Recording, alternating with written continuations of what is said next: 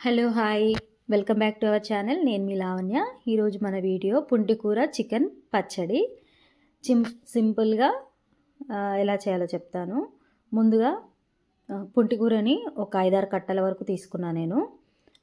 వాటిని ఆకులన్నీ గిల్లుకొని నీళ్ళల్లో వేసుకొని మంచిగా ఒక 2-3 సార్లు కడుక్కోవాలి. తర్వాత దీన్ని ఒక క్లాత్ మీద నీళ్ళన్నీ పోయేలాగా ఆరబెట్టుకోవాలన్నమాట. ఒక 10-15 నిమిషాలు ఆరబెట్టుకోవాలి. వాటర్ అనేవి లేకుండా చూసుకోవాలి.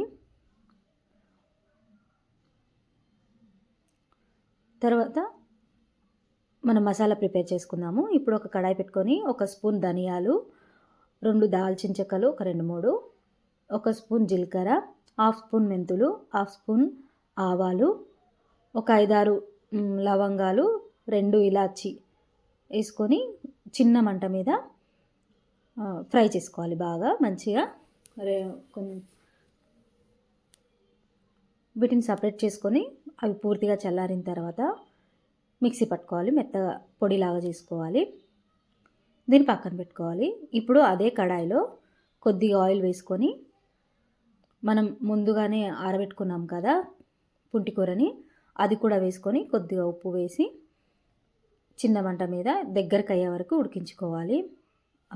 పుంటికూరలో జిగుట అంతా పోయి అంత దగ్గరకు వచ్చేలాగా ఉడికించుకోవాలి చిన్న మంట మీద. దీన్ని డైరెక్ట్ కూడా కలుపుకోవచ్చు పచ్చడిలో, లేదంటే ఆకులు అనిపిస్తుందంటే ఒక్కసారి మిక్సీకి పట్టుకుంటే సరిపోతుంది. మిక్సీకి పట్టుకొని పక్కన పెట్టుకోవాలి.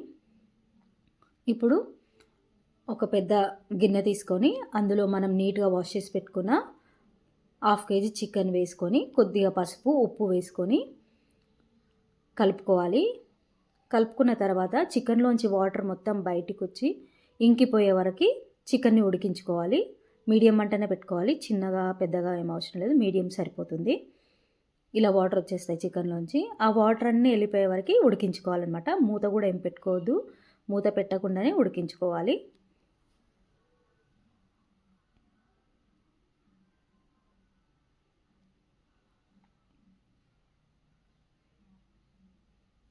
మధ్య మధ్యలో కలుపుకుంటూ ఉండాలి. చూసారు కదా వాటర్ అన్నీ అయిపోయినాయి. ఇప్పుడు దింపేసేయాలి.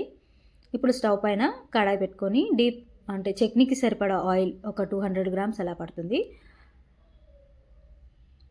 అది వేసుకొని వేడైన తర్వాత మనం ఉడికించుకున్న చికెన్ని వేసుకొని వేయించుకోవాలి. ఇది మధ్య మధ్యలో కలుపుకుంటూ వేయించుకోవాలి. ఇట్లా బ్రౌన్ కలర్ రాగానే తీసేసుకోవాలి. నేను పీసెస్ చాలా చిన్నగా కట్ చేసుకున్నాను, అందుకే తొందరగా వేగిపోయింది. ఇంకా నేను చికెన్ విత్ బోనే తీసుకున్నాను. కావాలంటే బోన్లెస్ కూడా చేసుకోవచ్చు. అంతే. ఇదంతా ఆయిల్లోంచి ఇది తీసేసేయాలి. చికెన్ని మొత్తం తీసి ఒక గిన్నెలో సపరేట్గా పెట్టుకోవాలి. ఇప్పుడు ఒక 1.5 స్పూన్ అల్లం వెల్లుల్లి పేస్ట్ అదే ఆయిల్లో వేసుకొని పచ్చివాసన పోయే వరకు ఉడికించుకోవాలి అల్లం వెల్లుల్లి పేస్ట్ని. తర్వాత మనం ఫ్రై చేసి పెట్టుకున్న చికెన్ పీసెస్లో తగినంత కారం, ఉప్పు, మనం ముందుగా మిక్సీ పట్టుకొని పెట్టుకున్న మసాలా పౌడరు, ఇంకా ఉడికించుకున్న పుంటికూరను కూడా వేసుకొని మనం అల్లం వెల్లుల్లి పేస్ట్ అది చేసుకున్నాం కదా ఆయిల్లో, అది కూడా వేసుకోవాలి. నాకు ఎందుకో అల్లం వెల్లుల్లి పేస్ట్ కొంచెం ఎక్కువైంది అనిపించింది, అందుకే కొద్దిగా తీసి పక్కన పెట్టేశాను. ఆయిల్ సరిపోలేదు, అందుకే సపరేట్గా ఆయిల్ మళ్ళీ ఫ్రై చేసి అది చల్లారిన తర్వాత కలుపుకున్నాను. అది పూర్తిగా చల్లారిన తర్వాత ఒక నిమ్మకాయ తీసుకొని పిండుకొని కలుపుకోవాలి. అంతే అండి. ఇది ఒక వారం రోజుల వరకు నిలువ ఉంటుందండి. థ్యాంక్ యూ ఫర్ వాచింగ్ అండి. Please subscribe my channel.